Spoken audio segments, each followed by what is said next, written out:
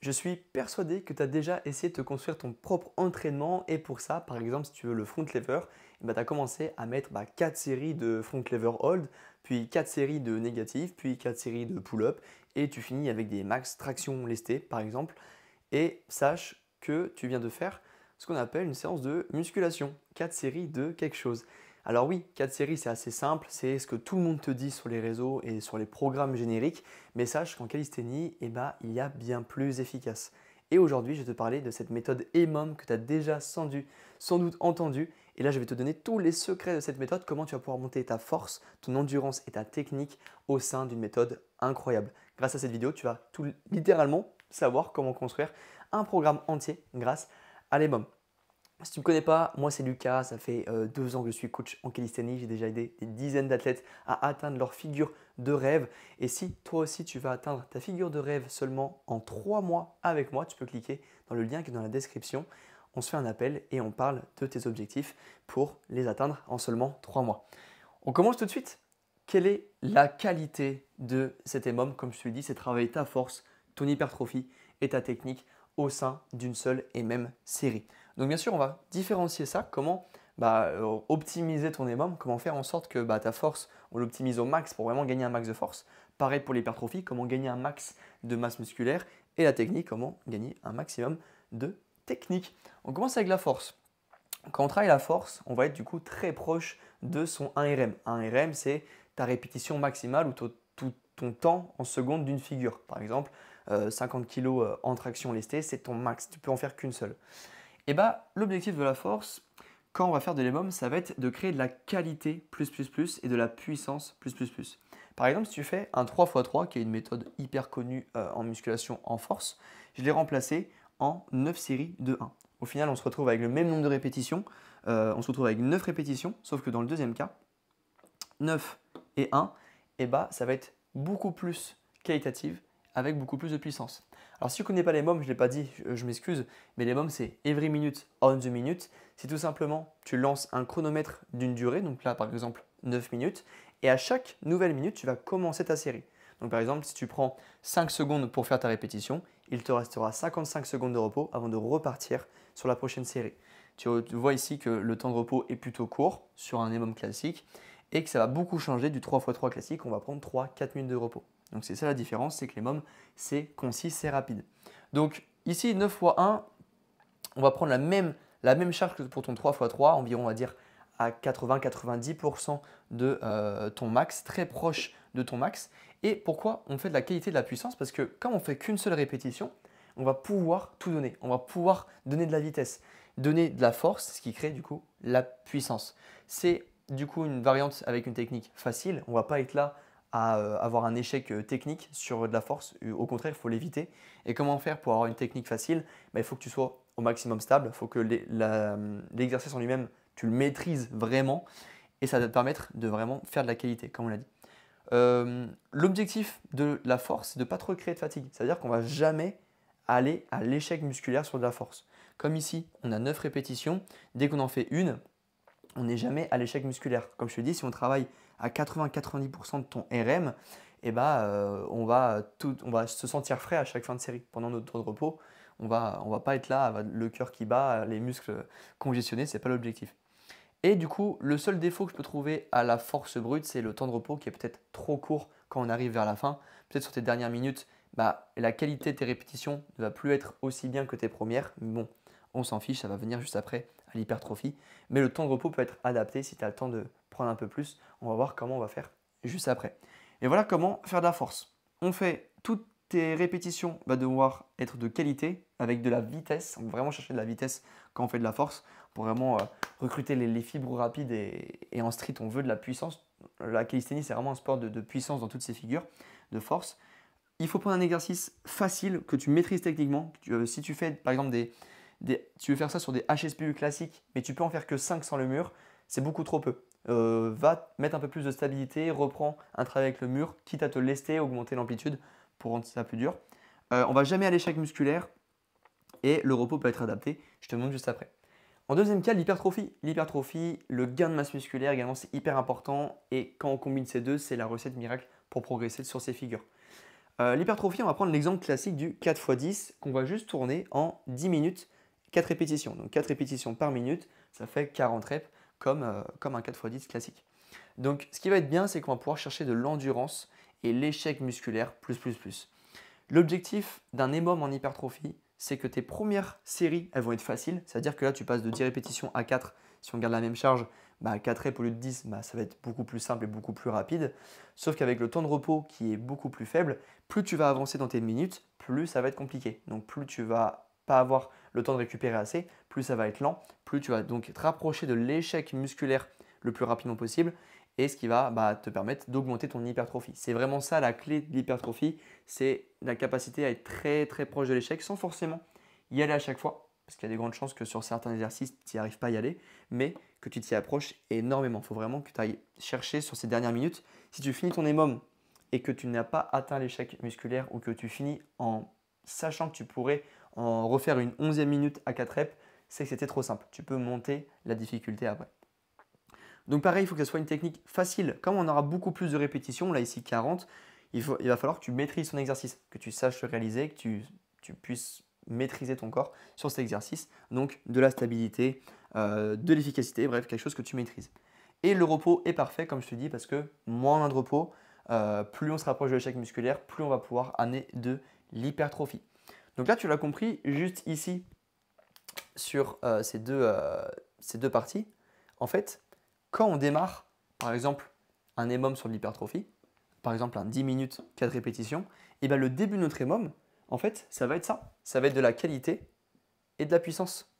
Parce qu'on ne va pas être du tout proche de l'échec, comme pour la force.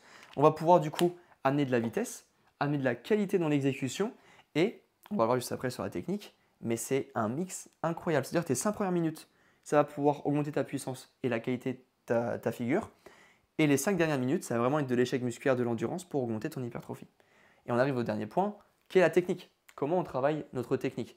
La technique, c'est de la répétition. Imagine apprendre un instrument de musique, où j'aime bien prendre l'exemple du ballon qu'on fait tourner autour de son doigt.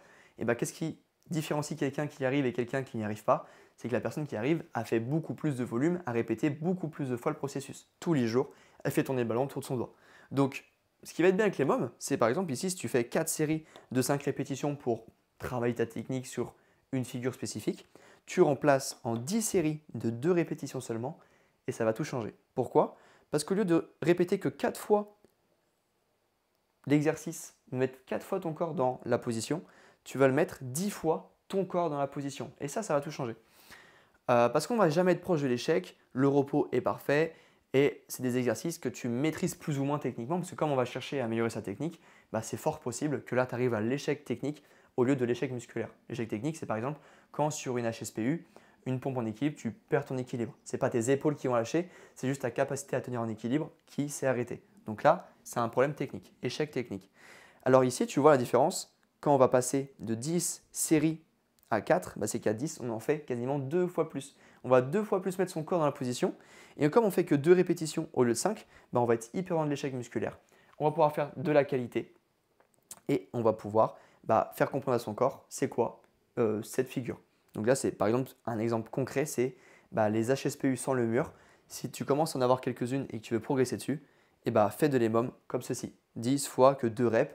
Comme ça, tu habitues à faire 20 répétitions sans le mur qui vont pouvoir être de qualité. Et ça, c'est incroyable.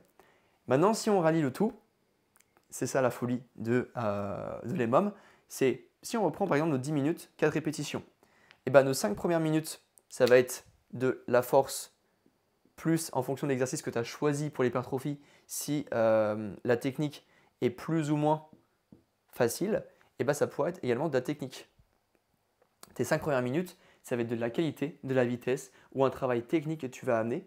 Et potentiellement, avec les 5 dernières minutes, tu vas plus te rapprocher de l'échec musculaire, de l'endurance et gagner de l'hypertrophie. Voilà concrètement en 9 minutes et 30 secondes comment j'ai pu t'expliquer en quoi les mômes étaient une méthode incroyable pour progresser.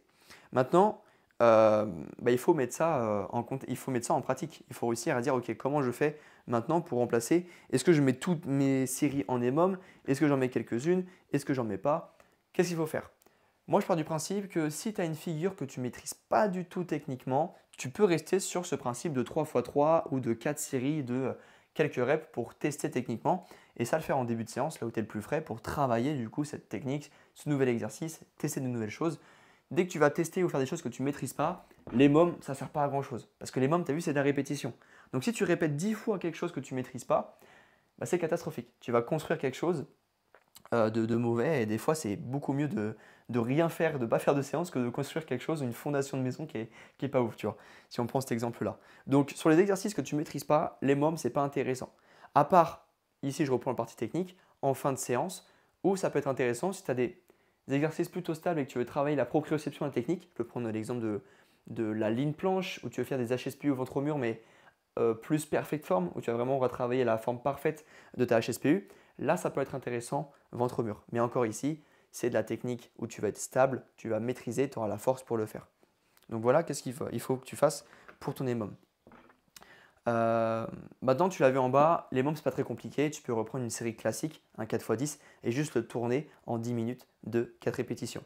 Ce qui va être très très bien avec les mômes également, c'est que l'amélioration, la surcharge progressive va être très simple. Ici, qu'est-ce que tu peux faire pour… on va tout effacer. Tu vois, ça va être très explicite. Je vais te montrer dans cette partie comment faire une surcharge progressive. Mais c'est très simple. Tu auras juste à monter soit ton nombre de minutes.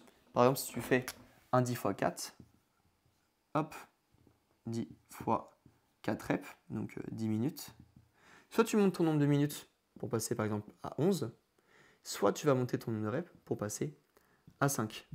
Et là, tu vas dire, oui, mais dans ce cas-là, si je passe une minute au-dessus, je vais monter seulement de 4 répétitions ma surcharge progressive. Et si je monte de 4 à 5, là, je vais rajouter 10 répétitions parce qu'il y en a une à chaque fois par série en plus. Donc, tu passes de ici, il y a plus 4, si je monte les minutes, à ici, plus 10. Donc, ce n'est pas forcément hyper clair de savoir qu'est-ce qu'il faut monter. Maintenant, moi, je peux te donner un exemple encore plus concret. C'est au lieu de monter la minute ou les reps, c'est de faire un mix. C'est-à-dire que tu vas garder 10 minutes, mais tu vas faire 5 minutes fois 5 reps et tu finis en 5 minutes de 4 reps. Ça peut être un autre moyen d'amener une surcharge progressive. Je ne sais pas si tu vois. Ça peut être un autre moyen d'amener une surcharge progressive sur ton EMOM. Tu gagnes ici, pareil, que 5 répétitions. Donc ça peut être très intéressant. Hop. Maintenant, l'EMOM, il ne faut pas se dire que c'est fixé dans la roche, il ne faut pas se dire que c'est qu'une minute et on repart directement à la minute d'après, surtout sur de la force, où je t'ai dit que de temps en temps, tu aurais besoin de plus de repos. Il existe d'autres variantes, qui est par exemple les to mom. Donc c'est every 2 minutes on the minute. Ça veut dire qu'au lieu de partir à 1 minute, tu partiras toutes les 2 minutes. Tu peux faire la même chose pour, je sais pas comment c'est écrit, mais on va dire 1,5 minutes, donc 1 minute et 30 secondes. Ça, c'est vraiment à toi d'adapter. Et par exemple, si tu es dans une séance où tu as le temps de t'entraîner, tu peux t'entraîner 45 minutes, 1 heure. En soi, même au feeling, tu peux t'entraîner et faire ça. Tu peux prendre beaucoup plus de temps de repos. Tu peux juste faire 10 séries de ton exercice sans forcément avoir une deadline de quand repartir. Mais c'est quoi ici les bénéfices de l'EMOM? Justement, le fait d'avoir une deadline, le fait d'avoir un point de repère, un point qui va te dire quand partir, c'est que tu vas être, moi je ne vais pas l'écrire, je vais te le dire à l'oral, c'est que tu vas être beaucoup plus concentré dans ce que tu fais. C'est-à-dire que comme tu n'as pas beaucoup de temps de repos, le temps de repos, tu vas faire en sorte qu'il soit hyper rentable, tu vas vraiment prendre le temps de respirer, d'être vraiment dedans. Donc tu n'auras pas le temps d'aller sur Instagram, tu n'auras pas le temps d'aller regarder des vidéos, de te distraire, d'aller parler à d'autres gens, parce que tu sais pertinemment que dans 30 secondes, ton chrono y repart, il faut que tu refasses la répétition d'après. Donc je t'invite à utiliser l'application, je ne sais plus comment elle s'appelle, SmartWOD de mémoire. Je te la mets juste ici. SmartWOD, ouais c'est ça. Qui te permettra du coup de créer tes propres EMOM. Tac, et après tu peux lancer le chrono. Ça fait un bip et c'est parfait. Comme ça bip à chaque fois que tu repars et tu ne peux pas louper le cache. Donc c'est super bien. Voilà. Pour les mômes, je pense que j'ai tout dit. En 15 minutes, c'est parfait. Je pense que tu peux l'amener dès aujourd'hui pour arrêter de faire des 4 séries de 10 répétitions, mais de bien réfléchir stratégiquement à comment tu peux amener les mômes sur des figures que tu maîtrises, où tu as envie de progresser en force, en endurance et en technique. Crois-moi que si tu t'entraînes que 30 minutes, tu peux faire 3 EMOM de 10 minutes. Ça passe largement et ça te suffira pour progresser. C'était Lucas. Si jamais tu veux atteindre ta figure de rêve en 3 mois, clique sur le premier lien qui est en description pour qu'on puisse échanger ensemble.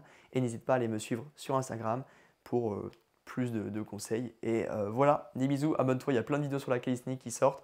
C'est une dinguerie.